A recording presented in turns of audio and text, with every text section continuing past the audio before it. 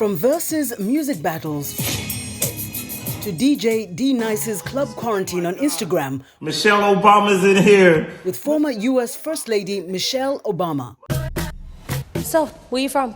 Certainly not from the same place as people around here. To Netflix's expansion into Africa with their original series, Blood and Water and Queen Sono. And to right here on Our Voices, the COVID-19 shutdown of studios, music venues, and major film and arts festivals has forced the entertainment industry globally to think out of the box creatively, often relying more on digital platforms. Hello, I'm Dimyake Mwakalielye, and welcome to Our Voices.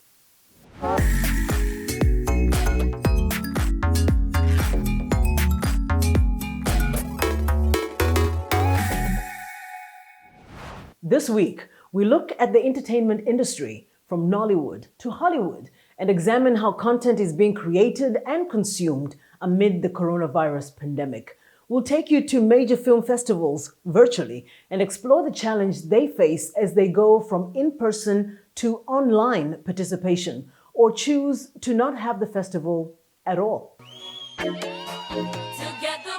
And we'll bring you stories of African artists who are still striving to sing and dance despite the hardship surrounding the pandemic, saying the show must go on. It's time to put a cross on that ballot. We begin in Hollywood as it prepares for the Oscars, with most US movie theaters still closed by the pandemic. To offset lost revenue, some have teamed with distribution companies and created online platforms where viewers can watch new releases virtually. VOA's Penelope Palou spoke with a distributor and a theater manager about the new viewing model. It has been lights out for US movie theaters since the onset of COVID-19. Hollywood studios have postponed big-budget releases such as Disney's Mulan and the latest James Bond installment, No Time to Die. Independent productions and smaller movie theaters are the hardest hit because of narrower profit margins. Dire circumstances spawned virtual cinema, a digital movie platform. The idea here is twofold. One is to get our films in front of the public and continue the so-called theatrical release in partnership with theaters and allow the theaters to have some source of revenue while they're closed. Virtual cinema is user-friendly at the website of distribution company filmmovement.com. At a click of a button, viewers can pick new releases and buy an electronic ticket. The price is the same as at the box office. Theater owners and distributors split the revenues 50-50. These films are not available on Netflix or Hulu for the most part. They're not buying foreign language art house films. They're not buying classic art house films. Such as the Icelandic thriller A White, White Day and other acclaimed independent movies. But the significance of the virtual cinema goes beyond eclectic film viewing. It is about keeping the community together and independent movie theaters afloat during these tough times, says Jinta St. Auburn, who heads the Gene Siskel Film Center in Chicago. The biggest thing about going to a movie in a public place is being with other people, it's talking about the film. And so we've been hosting virtual conversations with filmmakers, and because of this technology, we've had filmmakers in Massachusetts, Ireland, actors in LA. So it really kind of opens it up. She expects some moviegoers will keep viewing virtual cinema even after theaters reopen at a reduced capacity. Nigerian filmmakers are also adjusting as Nollywood copes with pandemic realities. Adapting the world's second most productive film business to social distancing has been costly, but it has also sparked greater creativity. Ifyok Etang has our story from Jos.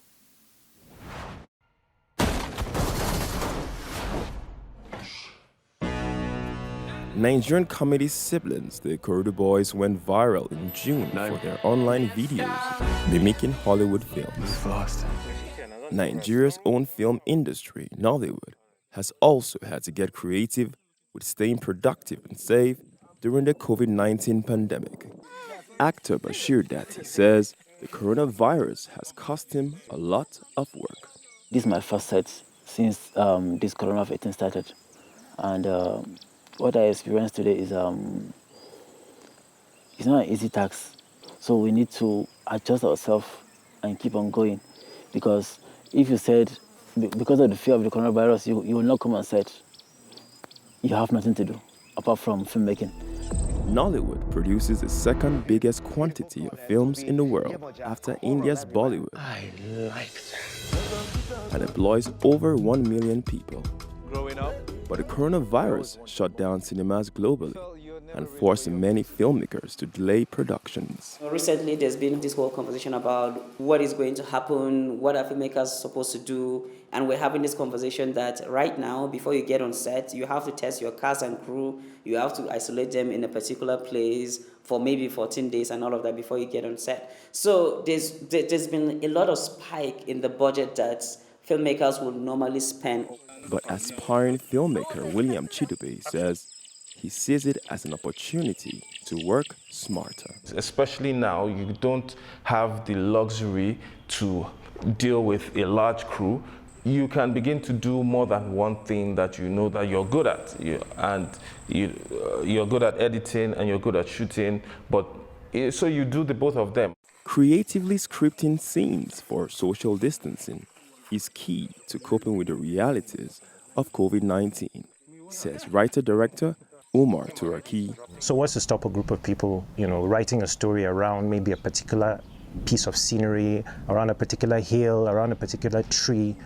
I'm producing that. But really, I feel like the most important thing is to be able to challenge ourselves in terms of the writing and in terms of conceptualization, in a way that allows us to produce work that doesn't expose us, to the dangers of COVID-19. While Nollywood has taken a hit from the pandemic, Nigerian filmmakers are confident that with creative treatment, the industry will recover. Ifyok Etang for VOA News, Jos, Nigeria.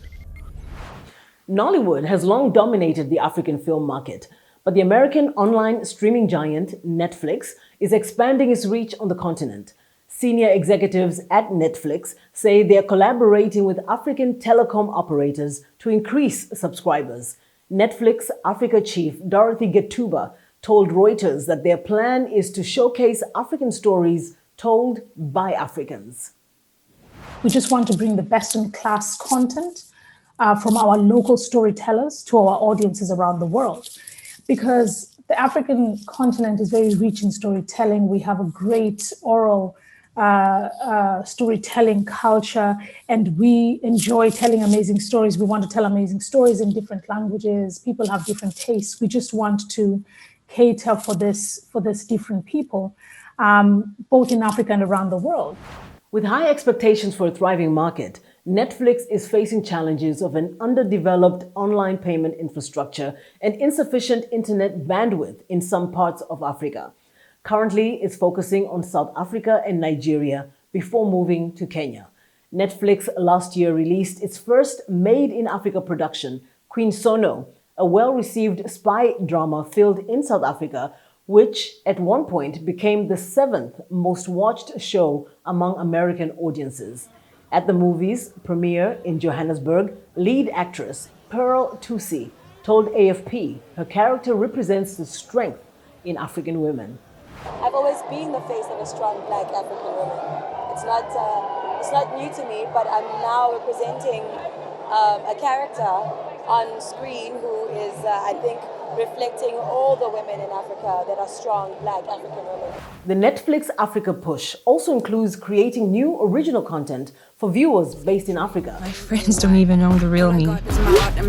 With Blood and Water, a lavishly filmed high school drama series full of mystery, romance, and teenage drama filmed in Cape Town.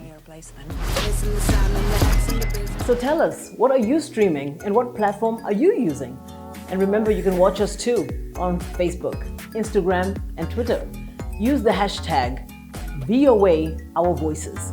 After the break, we'll take you to social distant art and music festivals in South Africa and Kenya. We'll be right back. We're bringing women's voices to the conversation, and more than that, we're building a community of inclusion and empowerment.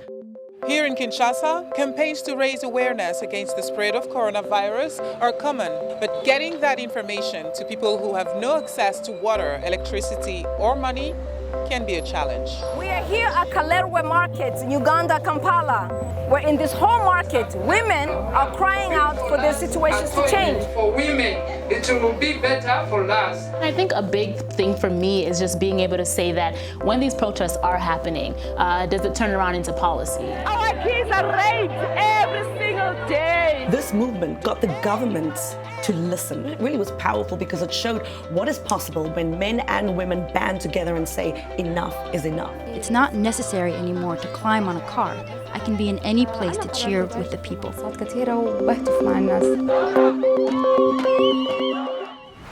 Welcome back. You're watching Our Voices. FESPACO is Africa's largest film festival. Launched in Ouagadougou in 1969, this year's event was cancelled by the pandemic, denying filmmakers the exposure of more than 400 screenings. But there are other venues for New African Film. The American Film Institute's New African Film Festival, for instance, is going online. Held here in the Washington, D.C. area, organizers say the festival's 17th edition will virtually showcase the vibrancy of African filmmaking from all corners of the continent and from across the diaspora. Other festivals are taking the in-person route by embracing social distancing. South Africa held its annual International Public Art Festival in February, despite the pandemic. Turnout was low, but those attending welcomed the street festival as a chance to get out of the house, as Vinicius Assis reports from Cape Town. Representative from the city. Scores of people attended the opening of the International Public Art Festival in Cape Town, even though South Africa has been the worst hit African country by the coronavirus pandemic. The annual Street Art Festival strictly followed the government's COVID-19 rules, including no groups larger than 50 people, say organizers. The best way was to split people, because we are painting outdoors and the artists are outdoors. Every guest that wants to visit us, we put them in tiny little groups and we send them visit the neighborhood. The 5-year-old festival usually attracts artists from overseas. But this year, because of the pandemic's travel restrictions, just 2 showed up to display their murals. Despite the low turnout, festivals like the IPAF should be held to boost South Africa's struggling tourism sector, says tour guide Analisa Zigana. You need to sanitize, we need to keep our social distance. If we keep to those regulations, then I think it's still okay. So we can continue with the festivals, but just make sure that we keep to the regulations. Yeah. Festival attendees welcome the chance to take a break from pandemic lockdown measures aimed at preventing the virus from spreading. The fact that it's still happening, even the pandemic is still going on, and I feel like we are in need of this. We are in need of being out, of interacting with people, even if we have the mask. This year's International Public Art Festival displayed over 100 murals and focused on 3 points: creativity, sustainability, and safety. Vinicius Assis for VOA News, Cape Town, South Africa. Kenya also hosted a socially distanced music festival where people enjoyed live bands from their vehicles. The Kikwetu Festival aimed to bring Kenyans together despite the pandemic to celebrate the country's cultural diversity. Mohammed Yusuf reports from Nairobi. One by one, vehicles were checked in to attend the first driving cultural and music festival in Nairobi. The 2-day event attracted hundreds of people to enjoy music and bonding while in their cars. The experience is new even to the music performers. It's a new normal, let me say, and it takes a little getting used to. You can see the audience is also like trying to find their way, how to respond to the music, because dancing is a bit, they can't come to the stage. And even for the artists, you talk to the space, you talk to the cars, and you hope people are in the car listening. So it's a bit cold, it feels. The festival was held just a few days after Kenya eased COVID restrictions. No more than 4 people could be in each vehicle, and people were advised to keep a physical distance to limit the coronavirus spread. We are in this for the long haul. COVID is still around, and we have to keep safe. We have to observe the rules. We have to social distance. So we don't have a choice but to look for ways of making sure that our people can consume our products like music or events in a safe way. Those who attended the event were happy to be out after months without a social life. Yes, this is the first public event I've been, and for sure we've really missed this kind of events, hanging out with our friends. It's a beautiful evening, and yeah, I think all the Ministry of Health protocols have been kept, and it's good that we are able to be out and we are having fun one more time. The first time after 7 months that there is an event like this. I love it. And it's a beautiful day, beautiful weather, it couldn't be better, excellent music. What more do you want? The event went into the night, but it won't be long before the enjoyment is cut short by the nighttime curfew, which is still in place until later this year. Mohammed Yusuf for VOA News, Nairobi. With 1-minute movies shot on mobile phones, a new film festival in Tunisia is helping emerging filmmakers from Africa share their talents and their stories. Betty Ayoub brings us this story. 51 films from 23 African countries were screened at Mobile Film Festival Africa. Founder Bruno Smadja explains what makes this event appealing to young African filmmakers. Mobile Film Festival Africa is a new edition we have launched in 2020, and that is completely and fully dedicated to young and talented filmmakers in Africa, being resident in Africa. Because coming from a format which is pretty unique, 1 mobile, 1 minute, 1 film, I always had the feeling that we are matched for Africa. Because we're answering to a reality of the use of mobile phones, and also a desire of young and talented filmmakers all over Africa to be able to express themselves. The festival includes movies focusing on challenges facing young people relating to gender, ecology, human rights, history, politics, and the COVID-19 pandemic. Tunisia's Hussam Ben Hamza won Best Screenplay for his film Asunder. I have participated in the competition of the Mobile Film Festival Africa with the film Asunder. It is a 1-minute film like the other films in this competition, filmed by phone with very simple resources. The movie talks about differences between people and how these differences can lead to the decay of these societies. This is the general theme of the film. Festival organizers made all the films available for the public online. Winners at the festival receive 18,500 euros in production support offered by the festival. Senegal's I'm Freedom by Marcel Moussa Diouf won the festival's Africa Grand Prize. This Is All I Have by Loridon Kabasele from Democratic Republic of the Congo won the Francophone Film Prize. 3 amateur Tunisian filmmakers won awards for Best Screenplay, Best Documentary, and Best Staging. You can check out the films at mobilefilmfestival.africa. Theatrical productions have also been closed by coronavirus. On Broadway, theatres are expected to remain closed at least through the end of May. On London's West End, producers say their performers will remain suspended until it is safe to reopen. For some small productions, the show is going on, well, online. South Africa's Market Theatre is now entirely online because of coronavirus restrictions. Obstacles are nothing new for this small institution, often known as the theatre of the struggle, for its flouting of apartheid-era laws. Now they hope their artistic message, touching on local and global events, will resonate beyond the African continent. VOA's Anita Powell has more from Johannesburg. The show must go on, if only online.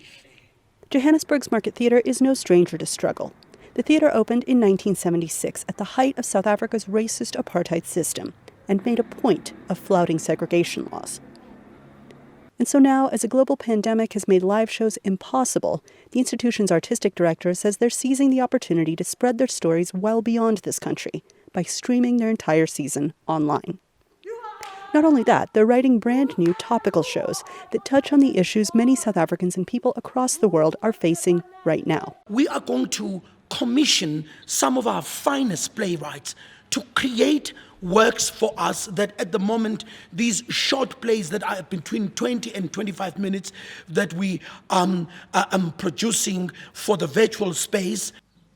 South African actor and playwright Paul Slabolepsy says it is more important than ever that art continues to be made. National theaters in Algeria and Egypt are also doing live shows online. And Somalia's National Theatre recently reopened for Independence Day celebrations, and hopefully more. Meanwhile, major theaters on New York's Broadway and London's West End have also gone online. Romo says the theater has gotten an enthusiastic response to its online offerings from people in the US, Europe, and other African countries. But he believes that the continent's artistic houses could do more. His theater is communicating with institutions in Ghana, Namibia, and Zimbabwe to help them go online. The doors may be closed and the seats may be empty, but the show goes on. Anita Powell, VOA News, Johannesburg.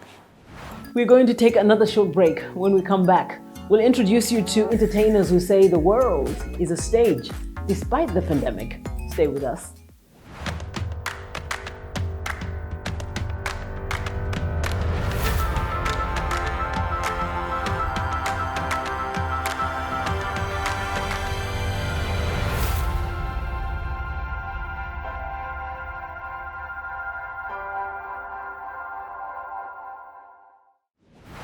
You're watching Our Voices. Welcome back. A Kenyan music producer is taking his work to remote villages to record up-and-coming artists on location to offer something new and different for Kenya's competitive music industry. Juma Majanga caught up with producer Presto George in Awendo, Kenya, and filed this report. Alex, can we record? Kenyan music producer Presto George imagined how difficult it must be for village artists to get their songs on the radio, let alone become famous. And that's where George found his calling. I thought it wise to bring these studios to the local people so that at least they can compete or they can sell their products. George takes everything he needs to record complete albums on location in remote areas in just a few days. From soloists to church choirs, this traveling producer's goal is to find music that otherwise wouldn't get distributed. It will make us to air out the good talents that we have, which could not be heard at all. Making his clan's dream a reality can come at a cost for George, as many village artists cannot afford to pay for production. But George says it is worth the risk to discover up-and-coming talent that would otherwise get missed by Nairobi's big production houses. If you want to be successful in the music business, you have to move to Nairobi, unfortunately. So the idea of moving studio, that's a very brilliant idea. You take the studio to the people so that they can get that quality. We should do more of that so that we can empower the local artists.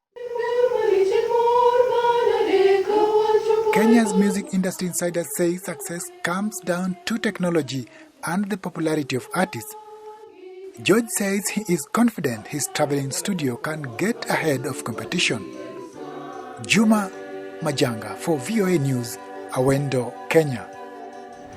And finally, one of the biggest challenges in getting past COVID is making sure people get vaccinated.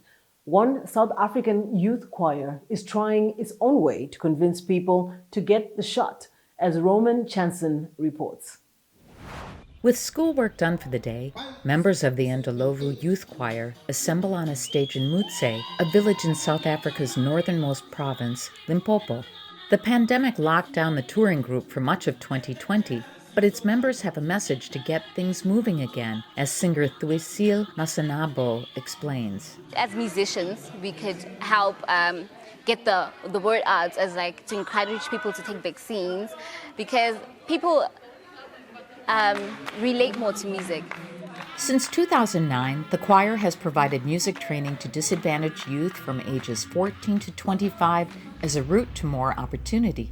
The choir has won international acclaim, in part after it was invited to audition for the America's Got Talent TV show in 2019 and wound up among the finalists. In the fight against COVID-19, the choir delivers public health messages through the song Jabba Jabba. The lyrics also call for people to wash hands and fight false information. Last year, after a show cheered by tennis superstar Roger Federer, the choir was forced by the pandemic to cancel 7 international concerts. Artistic director Ralph Schmidt found refuge in the recording studio. So we used the time to develop new repertoire, to tighten the show, tighten the choreography, develop new soloists, and also create new materials, which resulted in our album, which we released last year. Rise, as it's called, was named South Africa's best contemporary album for 2020, and Ndlovu has reinvented itself with online performances, installing a green screen in its theater to visually transport the choir for virtual concerts. But singer Lwandile Felicia Shabalala misses performing in front of a live audience. The choir is supposed to entertain people, and then when we couldn't do that, it was like kind of sad for us. So that's why it was so tough, and it still is, but it's much better, and we hope that COVID will end soon. COVID-19 has claimed more than 50,000 lives in South Africa, a higher toll than elsewhere on the continent. Singer Sandile Majola sees a need for the choir's infectiously upbeat songs. We know the secret, which is music. So that's what we use to heal the world and to heal ourselves. The Ndlovu Youth Choir is rehearsing more music to lift up audiences. It's traveling within South Africa now and preparing to go abroad once travel restrictions ease. For Romain Chanson in Mutse, Limpopo Province, South Africa, Carol Gunsberg, VOA. That is our show for this week. I'm Dimyake Mwakalielye. On behalf of my colleagues here at VOA, until next time, stay safe.